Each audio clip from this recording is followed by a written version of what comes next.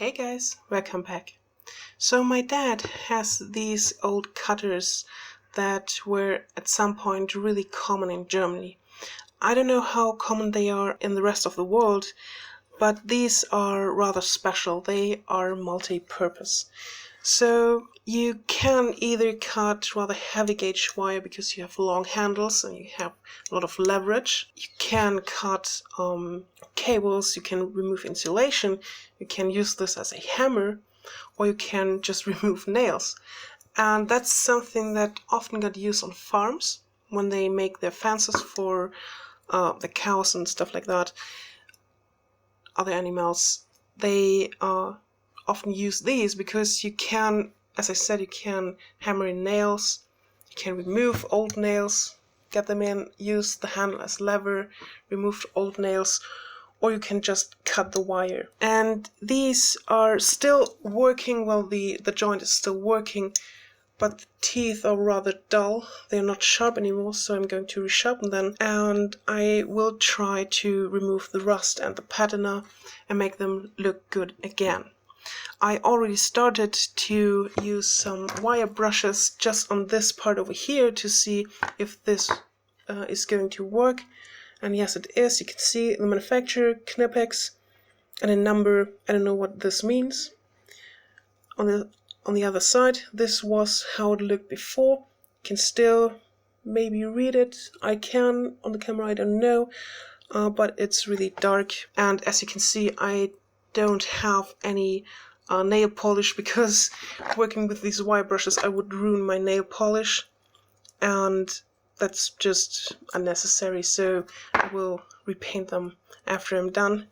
Whenever I do this kind of work, nail polish is not really a good idea. So we'll start with wire brushing and then use a bit of oil, clean everything off and go from there.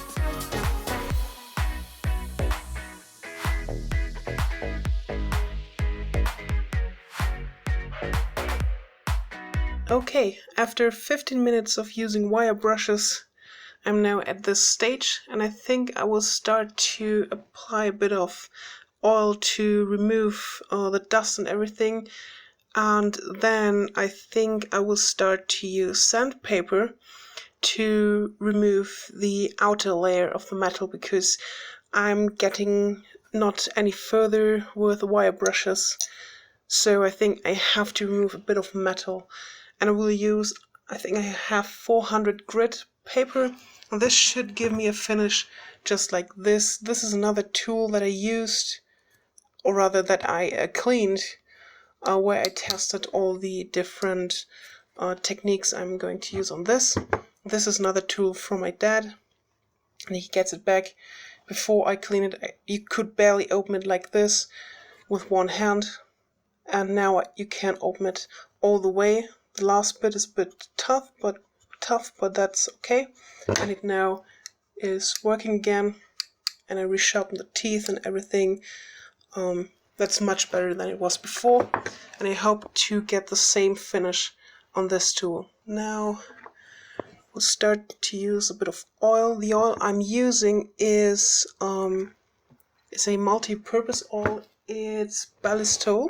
This was once recommended to me for weapons, and because I know that this works perfect for weapons, and this oil has some unique properties to it. For one, it's non-toxic. You can have it on your hands. Some people even eat it, but the one I got is more for like industrial purposes. And if you wipe it off, it has a smooth oil finish left over that does not bind to dust or stuff like that, which is really important if you're shooting a weapon. Dust binding with your weapon oil could cause it to fail, or not fail, but not work anymore, to make the mechanism stuck, and that's not good. So this oil is a good alternative to industrial weapon oils and is more environment friendly and just can be used for so many different things. And ever since I got this recommendation, I use it for everything. Now, we'll now wipe the cutters until there is no dirt coming off of them anymore, and then I will start to use sandpaper, and I think it's 400, yes, it's 400 grit, and that's what I'm going to use.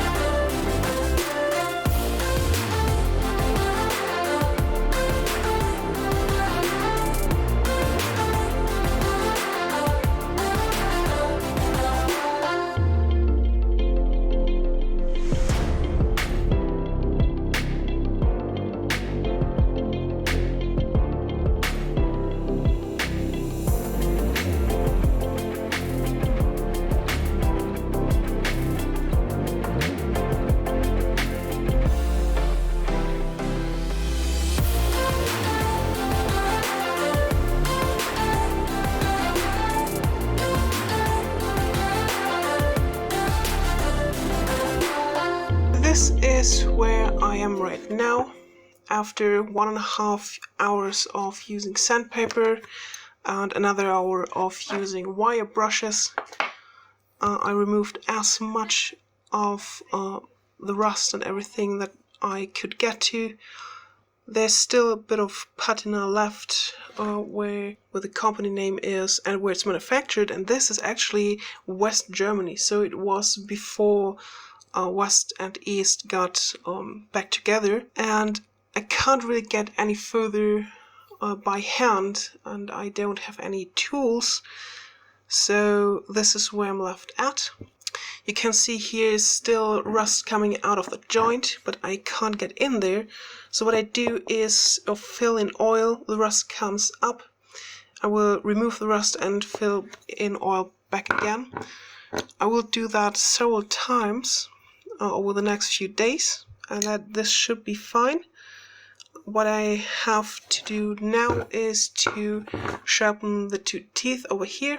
I will just use this metal file, and well, overall I'm pretty happy with the result. Not as happy as I would be if everything was removed, but it's still okay, and for the amount of time I spent, that's just, I mean, it would be much faster if you had tools, and it could be a much better result, but I don't have tools for that. It's a pretty good result. Now I go ahead and resharpen the teeth.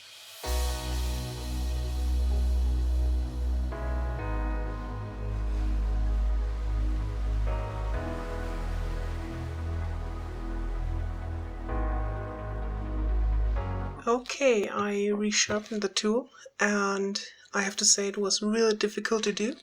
This is a really hard metal. It's not easy to scratch it with this metal file, but I got it resharpened. Had to try a few things, and now it works a bit better than before. I didn't show you the performance before, but this is how it performs afterwards. And yes, here I'm a bit stuck. That happens from time to time because, as you can see, the teeth, they have damaged spots, and these I can't remove, I can't repair them. So whenever I bite the damaged spot, the cable just does not cut, which is not a problem. And now it's finished. As I said, I will redo the oil from time to time on the joint to get all the rust out. Might as well just do it right now. Then move the joint a few times. I can see it already starts to get red, and all the rust that is still trapped between the two parts comes out. So that's it for this video. I hope you liked this video that was a bit not my typical style, but I thought this might be interesting, especially because I wasn't using any special tool, but these wire brushes, a bit of oil, some sandpaper, 400 grit sandpaper, and to resharpen the tooth I was using this metal file. So thanks for watching, and if you liked the video, please leave a like, comment down below, and other than that, see you next time. Bye!